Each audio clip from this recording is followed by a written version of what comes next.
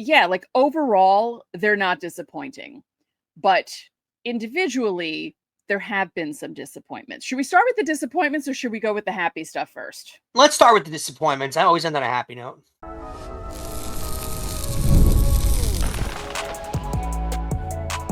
You are Locked On Yankees, your daily New York Yankees podcast. Part of the Locked On Podcast Network, your team every day. Welcome to Locked On Yankees, which is part of the Locked On Podcast Network, your team every day. Thank you for making us your first listen every day. I'm Stacey Gotsoulias, and I am joined by my co-host, Brian McKeon. Brian, how are we doing? Stacey, full disclosure, we're recording this right after the Knicks game, so my heart rate is still a little elevated. Yeah, watching the Knicks in the playoffs was a lot more fun when I was in my late teens and early 20s. Now that I'm in my 50s, I can't. It's too dangerous for me. Before we get started, don't forget, subscribe to Locked On Yankees on whichever podcasting platform you prefer. Subscribe to our channel on YouTube, like our videos, hit the bell so you're notified whenever our videos go live. On today's show, we'll preview the series with Toronto. We'll go a little more in depth and tell you about the matchups and how everyone's done in their last starts. It's Fan Mail Friday. We're going to answer all your questions. But first, let's discuss how the Yankees have looked in the first month of the season, because as this show goes up, it's the 25th. Opening day was the 27th. It's basically a month. Let's get into it. Yeah, basically, there's bright points, there's low points. I'd say the season has probably gone what you'd expect, right? I don't think anyone really expects them to get off to an incredibly hot start. They certainly haven't really disappointed too much when it comes to wins and losses. I think they're right where you'd expect them to be, right? They're within a few games. Well, they're in the lead in the division, but the division's not separated by more than a few games. Every team in the American League East is competitive. I think they're exactly where you'd expect them to be. And they're kind of the team that you thought they'd be too, really. They're going to have to win games on pitching. They're going to have to pitch well to win games. They're not going to score a ton of runs. It didn't look like that point would be accurate after the first series of the year. But since then, even though they lead the league in home runs because of that first series, it really has not been this insane offensive powerhouse of a team. They're going to have to win games the old-fashioned way, I guess, if you want to call it. Yeah. 15-10, up by 2 on the Red Sox, considering the fact that they don't have Garrett Cole, they don't have Luis Gil, certain guys aren't hitting the way you want them to, they're without Giancarlo Stanton. Like, there's a lot of stuff going on. So the fact that they're in first place, they're 5 above 500, and they haven't gotten into a major slide at any point yet, right? They haven't been swept in a series yet. They've been able to pull out wins when they needed them to, or when they need to. And like overall, they're not disappointing. But individually, there have been some disappointments. Should we start with the disappointments or should we go with the happy stuff first? Let's start with the disappointments. I always end on a happy note. Okay. My first disappointment is actually Jazz Chisholn Jr. I'm disappointed in Jazz because he is hitting my goal weight. His batting average is my goal weight, which is not great. It's in the 150s, He has hit for power, but when you watch him, it's either you expect him to hit a home run or strike out. Like, he's almost become like the true outcome guy. Like the three, it's just, I don't like what I'm seeing out of him. And I shouldn't say that. He walks, right? He walks sometimes. It's not like he's only striking out. But when he does strike out, he looks awful. Like, he looks like he's never seen a pitch in his life. Like, he's swinging around, like turning around completely, just looking like he's never been up at a plate in his life. And I just want more from Jazz Chisholm because he's the type of player who could spark an offense just by getting on base. And I want that from him. I completely agree with you. He's gotten off to a slow start this year. The average is certainly not there, and it needs to be, right? He wants to be considered as one of the top players in this Yankee offense. Well, in order to be that, Jazz Chisholm Jr. is a five-tool player. He's a tremendous fielder. He covers a lot of range. He's got a ton of speed out there. And quite frankly, you haven't gotten that You really haven't. He hasn't been able to impact the game as much as he should be impacting the game with his legs out there because he, quite frankly, hasn't been on base enough. It's been an all or nothing approach really for him to start. His OPS is 698. That needs to be better. He's got a 165 batting average. I mean, that is just putrid. He's got 29 strikeouts in the month of April. That's not good. So there's a lot of things that he's really struggled with in the sense of the game. And the power stroke is there, sure. But we all kind of expected that with him being his lefty bat at Yankee Stadium. It has shown over the years that in the years he was playing at Miami, if you took a lot of his hits and put him in Yankee Stadium those years, he would have always reached the 30 home run plateau. So I don't think the power is really much of a concern for people. He needs to hit for more average. 165 is not going to cut it. So he's been a disappointment for me for sure. I do have some arguments in your disappointments, though, because I do see some other disappointments you have on here. I don't know if Jazz is the biggest disappointment. I would call the biggest disappointment to me Anthony Volpe so far. I know it kind of teeters off our episode yesterday, but I think it needs to be restated, Stacey. I mean, well, that's why I didn't mention him first, because he did a whole segment on Thursday's show. But you're right. I mean, he's looked awful so far. I mean, no offense or buts about it. The first series, he had the few home runs, and you thought, okay, maybe he's turning things around. He's been the same player. Sure glove, really good glove in the field, strikes out a lot. Another guy that looks lost the plate when he's striking out, not hitting for average, not getting on base. Anthony Volpe is becoming a problem at the middle part of this order. You can tell they want him to be higher in this order, Stacey, and they have no reason to make him higher. He's not giving them a reason for. So that's been a major problem for them. Yeah, and the problem was in that one game you had Chisholm, Volpe, Wells, right, in a row, and they just, for the first few at bats, all three of them were doing nothing. And then Chisholm at least walked, I think, twice, and Wells got that double that put the Yankees up 5-1, so at least they did something. But at one point, when you looked at the box score and you saw those three guys and you saw what they weren't doing in the game and what they were doing in the game, it just looked awful. And it's one thing for one guy to have a time like this where they're not hitting, they're not getting on base. But when you have three guys doing it and they're stacked with each other in the lineup, it's so much more glaring a problem. If I can give it to a positive, right, it speaks to how good the guys that are positives have played. It speaks to how good they've been, because if they haven't been as good as they've been, the Yankees would not have as good of a record as they have. Oh, yeah, if the top of the lineup wasn't doing anything, this team would be in major trouble. The other guys that I would say, you put Devin Williams on this list. I can understand how people think he's a disappointment.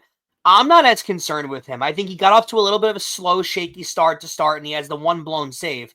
But overall, I think there's been enough outings where he's looked good, and it feels like to me he's just kind of figuring things out a little early on. I'm not worried about Devin Williams, if that makes sense. I'm not saying that you were insinuating that. I'm not. There is a portion of the fan base concerned with him. I'm not really worried with him. I just think it's a slow start, to be honest with you. I feel the same way about Cody Bellinger. I don't. Watching his at bats, watching him in the field, he doesn't look lost out there. He just looks like he's heading into bad luck, and he kind of gives me Austin Wells vibes of last year, early on. Like he's hitting the ball well at times. It's going to the wrong spot. Cody Bellinger is a guy that I have faith in will turn things around, and Devin Williams as well. Right? Yeah. Well, I do too, but right now they're disappointing. Yeah. No, I agree with you. There are no results. And I'm more concerned with Jazz and Volpe is the point that I'm making. Yeah, I think. Because I was thinking about Wells too, and to your point about last year, because we talked about it all the time, for the first 2 to 3 months, he just, every ball he hit seemed to be hit at someone. It wasn't like he looked lost at the plate. It was just he had the worst luck, and then his luck started turning around and he started hitting. This year feels different. He just doesn't seem to be doing much, and I don't know what's going on with him, but I feel like he's a bit of a disappointment. But take this with the grain of salt. It's April. So we're just talking about who's disappointing us so far 1 month into the season. Because if we do this again at the end of May, it could flip. Different. Yep. Yeah. I'll tell you this, a guy that you have on here as a positive, that the opposite has happened, where it seems like every place this guy hits the ball, it lands where there isn't a fielder, is Paul Goldschmidt. No one in their right mind could have expected Paul Goldschmidt to play as good as he's played so far. I mean, look at all the guys the Yankees were debating that were on the short list of first baseman they can go after in the offseason. He's been the best by far out of all of them. It makes no sense how good he's playing.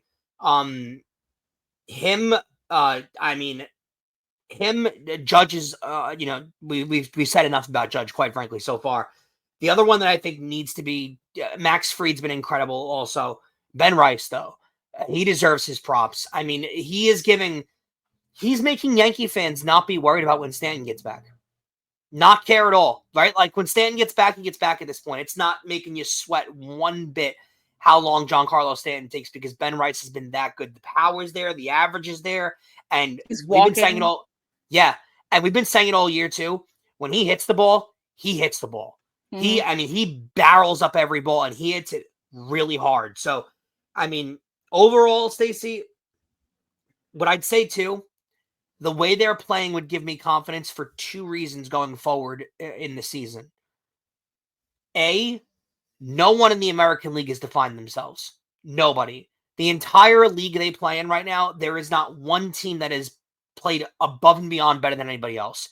The National League, you have the Phillies who have played really well. You have the Mets that have played really well. The Dodgers have played really well. The Padres. There's plenty of teams in the National League that have stood out as really, really, really good teams so far. Well, I don't know about the Phillies. They just got swept by the Mets, didn't they? They did, but prior to that, they were playing really well. And their pitching's outstanding.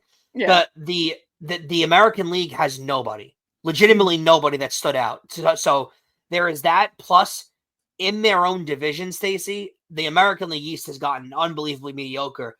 The team right behind them, like you said, was the Red Sox, who are 2 games back. I don't know if you saw the Red Sox earlier this week against the White Sox earlier, and then in this series against the Mariners, who have good pitching, but the point still holds. The Red Sox don't hit. They don't score runs. And Trevor Story is having a great year. Alex Bregman's having a great year. Rafael Devers is 4 for his last 50. They're not hitting. So the Red Sox, a team that you thought was going to hit this year, are not. The Yankees are in a weird spot, because are they overly dominant? No. But who else in the American League is going to compete with them? It's a weird spot they're in. Yeah. So this is the schedule coming up for the next month. They play Toronto this weekend, Baltimore on the road, then home against the Rays and Padres, on the road against the Athletics and the Mariners. Then they're back home against the Mets and the Rangers. The Mets is a 3-game series. It's a weekend series. We're back to 6 Subway Series games. So Mets and Rangers at home. The end of May, they have another Western road trip. They start with the Rockies. They go to the Angels, and they end the month and start the very beginning of June against the Dodgers. We brought this up in spring training. I've never seen them do a road trip where they stay in LA for essentially 10 days. Because they're playing the Dodgers and the Angels in back-to-back series. I've never seen them do that before. That's a weird one. Yeah, I think and 2 West Coast road trips in a matter of a month is so strange. Yeah, like in a matter of 2 weeks. Of 2 weeks. Like, it's 1 week after the other. Very strange. Scheduling is terrible on that part. Yeah, I don't understand what's going on there, but I like where they are right now. It could have been so much worse, like, and you think of, Judge got off to a good start. Goldschmidt's hitting where it isn't. You got Ben Rice doing what you didn't think he'd do, because you figured, okay, he has more experience. He'll be okay. He's been way more than okay. Yeah. And, they're able to survive the other guys not hitting, but the other guys need to pick things up in the next month. And maybe we'll revisit this next month and see. Because the other guys are not going to keep these numbers up. You can't expect that either. Right. So everything's going to regress to the mean, which means the guys that aren't performing need to start performing. Right. All right. Don't forget, subscribe to the channel, hit the like button on our videos, hit the notification so you know when our videos go up. You can also join the Locked On Yankees Insiders Club. The link is in the description. You get texts from us. You can text us questions, comments, reactions to trades and signings. We send out lineups during the season, roster moves, breaking news, so you don't have to check social media. You also get top priority on Fan Mail Friday, because speaking of Fan Mail Friday, it's coming up in the next segment. If you're new to the show, we take your questions and we answer them to the best of our ability. And we're going to do that next. Did you know your Fire TV is also an Xbox? Turn any TV into your gaming and entertainment hub with the Fire TV Stick 4K devices. There's no console required. Just grab your paired controller, subscribe or sign into Xbox Game Pass Ultimate and EA Play included, and you're ready to play. Dive into hundreds of premium titles from EA Sports College Football 25 to Call of Duty Black Ops 6 and Avode as easily as you stream your favorite shows. It's gaming made simple, and it's all available on your Fire TV. With 4K streaming, watch more than 1.5 million movies and TV episodes from your favorite subscribed services like Netflix, Prime Video, Disney Plus, Max, and more. It's been great using the Prime TV stick. I can switch from video games back to sports, back to different sports that I want to find on different streaming services. There's nothing like it out there. So if you head over to Amazon.com/Fire TV Locked On to get started, and you can get your Xbox Game Pass Ultimate subscription and compatible controller that is required. Available on select devices, including Fire TV Stick 4K second generation, Fire TV Stick 4K Max first and second generation, and Fire TV Cube third generation. So, Stacey, our Fan Mail Friday portion of the show starts off with no one else than Betty. I'll have you do the honors. Following up on your Volpe discussion on Thursday's show, since it's apparent they will stick with him no matter what, do you think they'd ever consider a trade package with Peraza, who deserves a team that will play him and Grisham while he's hot, and try to get Alcantara? Yeah, here's the problem with the Alcantara stuff, and you've seen it go around a lot. I don't know if they're going to have the package to make that work. I think the Marlins going to be asking for way too much, and the Yankees aren't going to be the only team involved in that kind of move. And I just think the ask is going to be so high, and the Yankees aren't going to be willing to meet their demands. I think in order for the Yankees to meet their demands, it's going to make them worse as a team. So I don't know the realistic ability to make that trade work. I don't think is very possible, to be quite honest with you. Right. And then I put this together because one of the YouTube questions was about Volpe as well, from Marvy G23, which rhymes.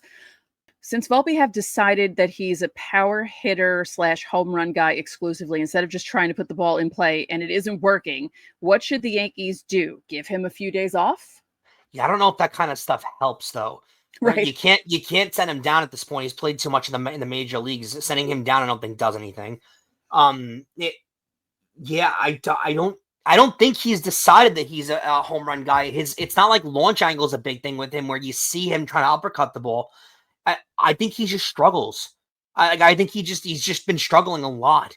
The problem is you can't say that the game's ahead of him because he's been in the league for too long, Stacey. This isn't his first year. This isn't his second year. Like, the book is out on Anthony Volpe at this point.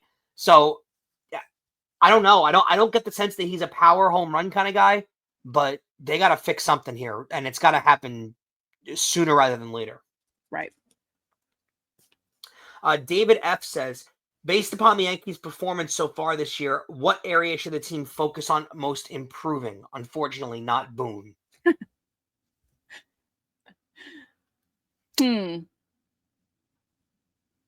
Well, it might be too early. Yeah, but I'm thinking, I don't know, like, how do you improve getting on base? You know what I mean? Like, they really need guys like Jazz and Volpe to get on base. Just get on base. We don't need you to kill the ball.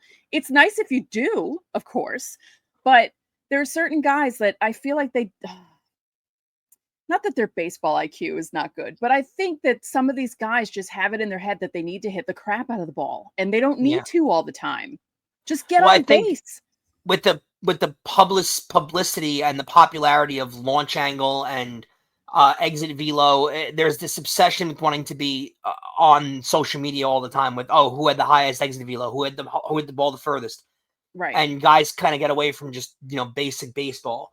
But no, I don't think anything on the team has defined itself enough yet to notice where your flaws are and where you need to improve yet. So I'd hold off on that for now. Yeah. Yeah. What we did forget to mention in the Volpe segment on Thursday's show, we had mentioned it earlier in the season, but his exit velocity has gone up. When he does hit the ball, he's hitting the ball harder than he has over the past 2 seasons. That It's probably just, has more to do with the new bat, though. yeah. Because he's hitting the ball in the barrel more. Also, but he also looks a little more, not like Ben Rice, but he looks a little more filled in than he was the past 2 I mean, seasons. he's not a child anymore. Right. That's my point. He should have been in college the last 2 seasons. Right. Really That's my point. Like, he just has that little bit of weight on him where, it's probably contributing to that. He's just puberty's ending. Yeah. Yeah. Thank you for the question, David.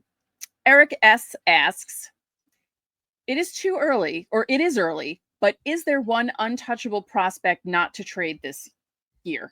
I don't think so. I don't think there really has been, to be quite honest with you, over the last few years. I know Volpe was one of those guys. Peraza was one of those guys. You're in a World Series or bust kind of mode here, Stacey. And like I said before, the American League is not strong. And the Yankees could be an 88-win team and get to the World Series just because the American League is not that good. So, hey, they won 87 in 2000 and they won the World Series. So exactly. So you have to getting to the world. You get to the, I don't like using this term, but it is the truth sometimes. Getting to the World Series is enough of an accomplishment. And when you get there, you could be playing a team that you're not even close to as good as, but you're still getting there, and it's still first to 4 wins, and crazier stuff has happened. So you might as well give yourself the chance. I don't think there's an untouchable player. If there is a player out there that's available and it's going to take your best prospect to go get, this is when you do it. Go get a championship. Yeah. And you know what? Just to say this too, go get Aaron Judge a championship. Don't let his historical play, don't let him become the one guy on that wall out there that doesn't have a ring on their name, other than Don Mattingly.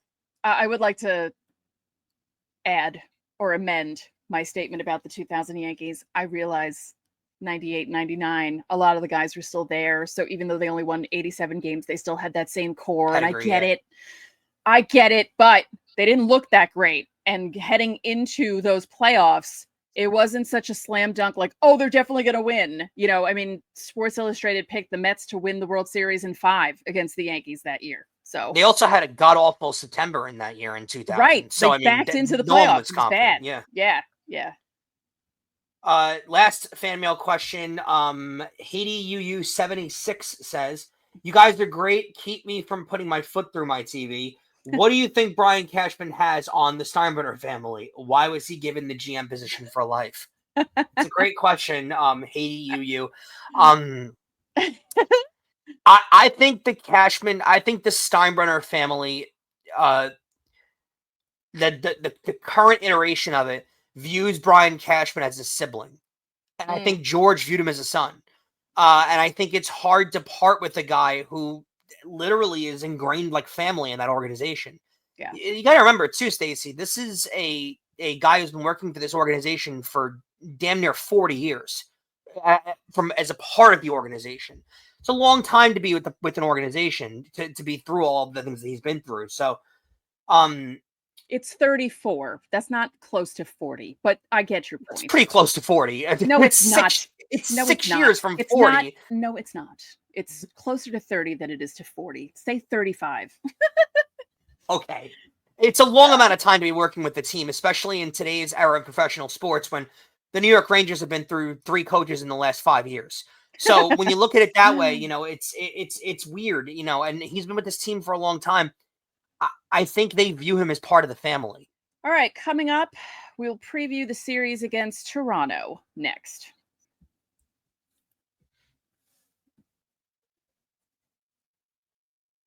Not only do we cover your team every day, but now we're giving you instant episodes after every single game. Check out the Locked On Yankees postcast hosted by Jay Berman right here on the Locked On Yankees podcast feed. Get rapid reaction to all the biggest moments with the Locked On Yankees postcast. So the Yankees are welcoming the 3rd place Toronto Blue Jays. I believe they're right smack in the middle of the AL East. They just finished a series with Houston. Didn't have a fun time in Houston. Oh, speaking of Houston, I should have made a graphic for this. They have a new sandwich at the ballpark. It's a chicken and waffle sandwich. So it's pieces of chicken between 2 thick waffles.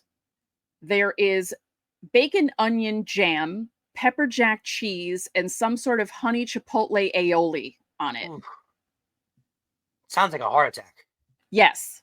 It sounds like something that you don't eat all day and then you go to the Astros game to eat. So if anyone who listens to the show is in Houston, try that sandwich and let us know how it is, because it looks amazing, I have to say. Yeah, some of these teams too are introducing these. I know the Dodgers introduced like a 3-foot hot dog that you can go buy, which is insane. Some of these teams are really coming up with the most creative stuff possible. It is wild.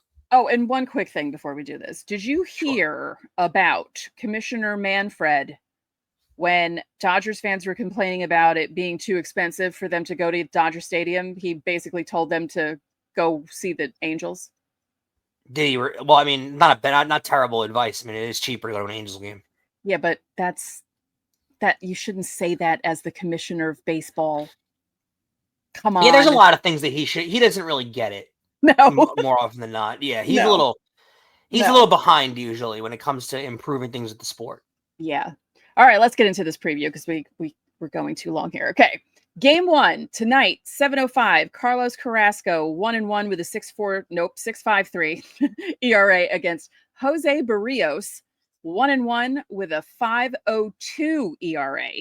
Barrios last pitched it against Seattle, went 6 innings, gave up 3 runs on 4 hits with 4 walks, 3 strikeouts. Carrasco last pitched against Tampa, went 4 innings, gave up 4 runs on 6 hits, 2 walks, 1 strikeout. So Barrios having issues. Carrasco is basically doing what we thought he'd do because no one was expecting him to even be in the rotation or even make the team, but things happened and here he is. I'd say if you're the Yankees, game plan's got to be wait Barrios out, let him throw pitches, dare him to get you out because he hasn't been able to do that with a lot of guys this year.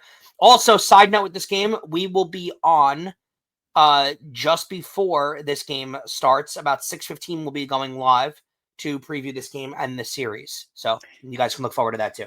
Yeah, come join us live on YouTube. Saturday, 1:05 start. Max Fried against Kevin Gossman. They moved him up from Sunday because they have Chris Bassett pitching on Sunday. They changed that within the last 24 hours. So you're getting to see a Max Fried, Kevin Gossman matchup. Pretty good matchup. Yeah. Pretty good pitching matchup. I'll be there in the building, my first game this year. So I'm excited for that one. I'm definitely excited to see Max Fried pitch. Yeah. So Gossman pitched against Houston on Monday, went 6 innings, gave up 4 runs with 3 walks and 6 strikeouts. Fried, as we all know, was absolutely amazing on Sunday in Tampa, went 7 2/3, gave up 2 hits, walked 2, struck out 2, did not give up a run. He's been amazing. And yeah, that is a possibly good matchup. Pitching matchup. There. Yeah, good pitching matchup. I'm excited for it.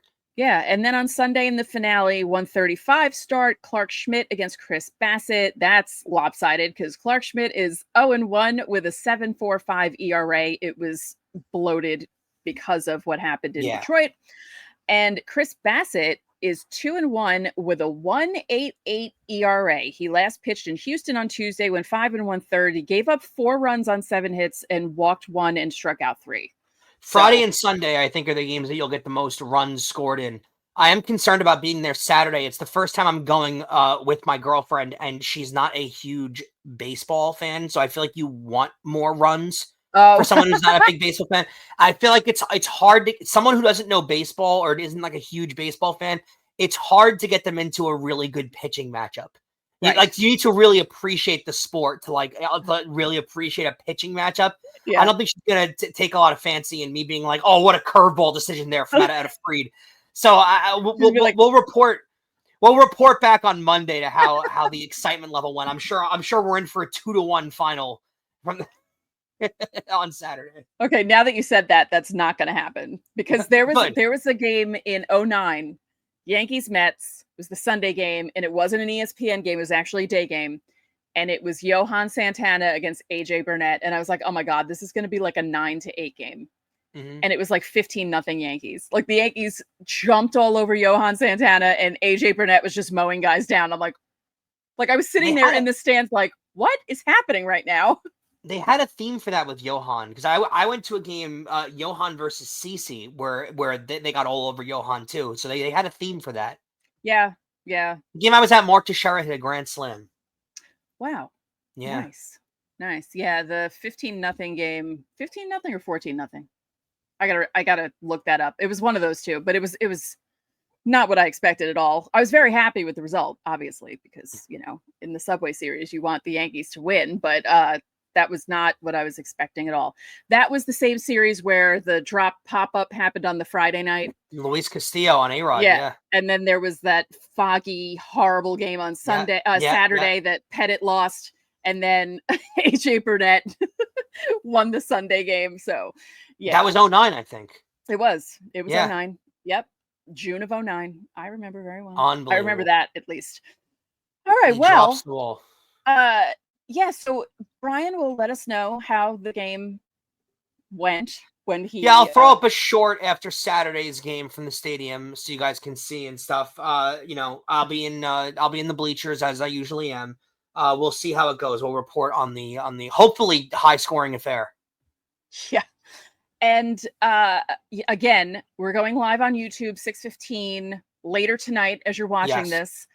We're just going to do a little bit of a pregame thing because we didn't do a show Monday because Easter was Easter. So we're making it up by doing a live show. And we haven't gone live in a while, so it should be fun. I will put up the live stream probably tonight. So click on the notify me button so you'll know when we go live, but it should be 6:15. So thank you for making Locked On Yankees your first listen today. For your second listen, check out the all-new Locked On MLB Game Night. Every game, every night, all season long. Get local analysis on a national scale. You can find MLB Game Night on Locked On MLB on YouTube or wherever you listen to your podcasts, and you might see a familiar face. That one. This one, because he does all the post-game videos. So if the Yankees have a big game over the weekend, you will see him on Game Night. So that'll do it for this Fan Mail Friday edition of Locked On Yankees. I'm Stacey Gotsoulias. And I'm Brian McCann. We'll catch you tomorrow.